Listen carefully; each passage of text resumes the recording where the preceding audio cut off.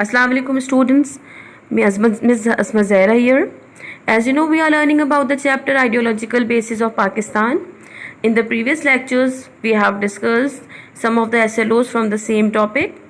Now we have the next SLO 1.1.4. It is quote statements of Allama Iqbal and Quaid-e-Azam Muhammad Ali Jinnah defining the ideology of Pakistan with reference to Allama Iqbal's 1930 Allahabad address and Quaid's address to the Constituent Assembly on August 11, 1947.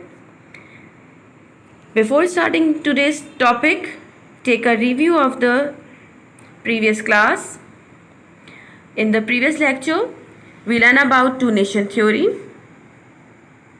The entire freedom movement revolved around two-nation theory, which became the basis of demand for Pakistan. It meant that Muslims were a separate nation with their distinct culture, civilization, literature, history, religion, and social values. Sir Syed Ahmad Khan was the first Muslim leader who propounded this theory. In the beginning, he was a staunch advocate of Hindu-Muslim unity. Later on, while observing the Hindu and Congress attitude toward Muslims, he came forward with his two-nation concept and declared that Muslims were a separate nation having their own culture and civilization. Let's start today's topic. First of all, we have a statement of Allama Iqbal. But before starting or before observing the statement, I want to give a short introduction about Allama Iqbal. Basically, Allama Iqbal was a poet, teacher, philosopher, and a thinker. However, he had to come in the political field in order to safeguard the interest of the Muslims of subcontinent. His entry into politics was greatly welcomed by Muslims, where a trustworthy companion of the Quaid-e-Azam was badly needed. Allama Iqbal considered Islam as a complete code of life. He openly negated the concept of one nation of India and emphasized on the separate and distinct national image of Muslims. He considered the establishment of Pakistan very essential and vital for the restoration of national and religious identity of Muslims. He further said that Islam guides a mankind in every aspect of worldly life and therefore must be enforced in an Islamic state as a code of life. He based the foundation of homeland on the religion, which later on became the ideology and basis of Pakistan.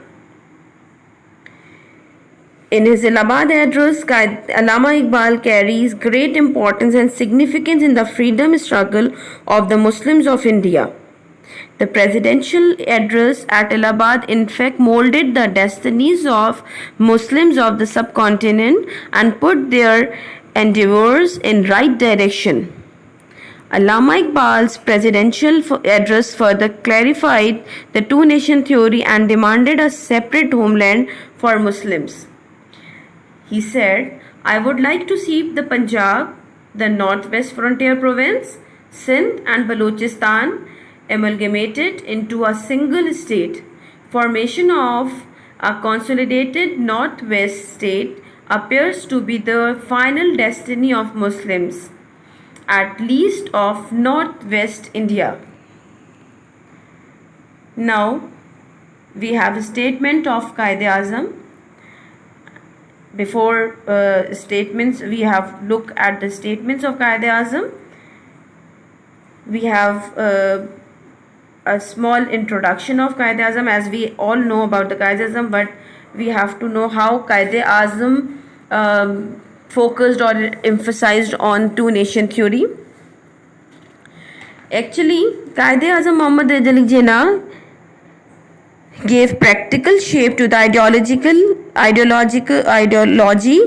given by Allama Iqbal. After joining Muslim League in 1913, he continued with his efforts to bring about Hindu-Muslim unity, as he got the title of ambassador of Hindu-Muslim unity after Lucknow Pact. But he was greatly disappointed to see the attitude of the Congress and Hindus toward the Muslims. Now we have some extract from the speeches and statements which he delivered from time to time for explaining the ideology of Pakistan. Quaid-e-Azam was a firm advocate of two-nation theory, which became the ideological basis of Pakistan. Now let's watch the video, and after the video we will discuss about what we have in the video. Let's watch. There are two major nations, the Hindus and Muslims. 100 billions of Muslims cannot be characterized as a minority. We are 70 million in the northwestern and northeastern zones of India. We constitute a majority of 70% against the caste Hindus in these homelands of ours. We want the division of India into Hindustan and Pakistan because that is the only practical solution. In the midst of unparalleled difficulty and untold suffering, we have been through dark days of apprehension and anguish. But I can say with confidence and with courage and self-reliance and by the grace of God, we shall emerge triumphant.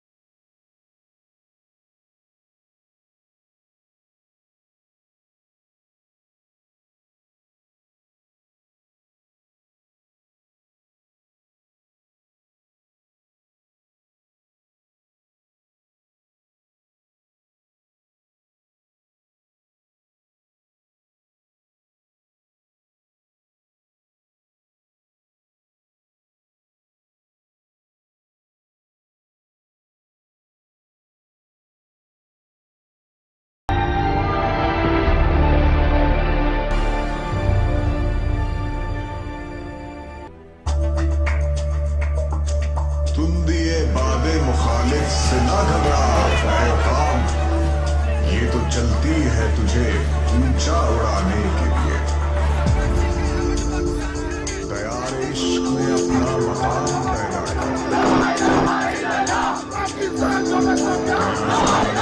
मैं सुबह शाम पैदा।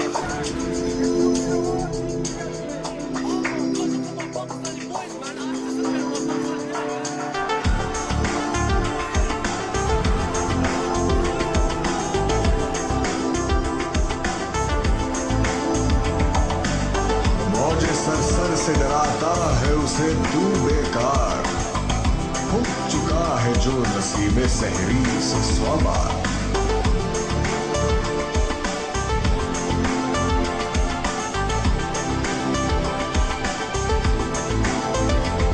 नहीं तेरा नशेमन कसरे सुल्तानी के गुंबद पर, तू शाही है बसेरा कर पहाड़ों की चट्टानों में।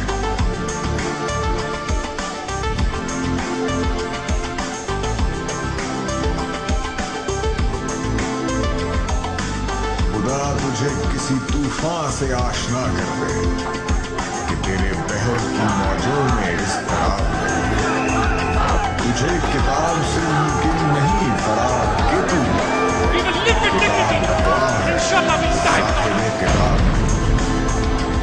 Pakistan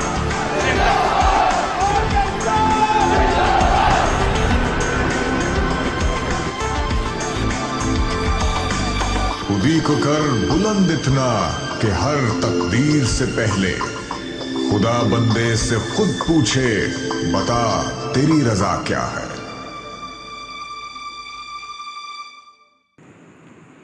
Now boys, as you know, as we can see, the sayings and statements largely prove that Quaid-e-Azam wanted to establish an Islamic system as a code of life because he believed that it was the sole objective of Muslim League. Quaid-e-Azam laid great stress on the Islamic ideology as being the basis of the struggle for Pakistan, because he believed that Islam was the only unifying force of the Muslim millat. As in 1946, addressing a gathering at Islamia College Peshawar, he said, "We did not demand Pakistan simply to have a piece of land, but we wanted a laboratory where we could experiment on Islamic principles." Further, he said, Pakistan had come into being the day the first non-Muslim was converted into a Muslim in India. Now we have a task or an assignment. First, you have to do MCQs on the following address on testmos.com. Then you have two questions. Summarize the speech of Allama Iqbal on the occasion of Allahabad address 1930 in your own words. Then summarize the speech of Jinnah on occasion of Pakistan Resolution 1940 in your own words. You have to do this work in your copy. Then activity work session. Search one expert of the speech of Jinnah and Allama Iqbal on different occasions which describe the ideology of Pakistan and write a summary in your own words in your notebook. In your book, Introduction to Pakistan Studies by Ikram Rabbani, you have a lot of speeches, or you have a lot of parts of his speeches through which you can learn more about Allama Iqbal and Quaid-e-Azam's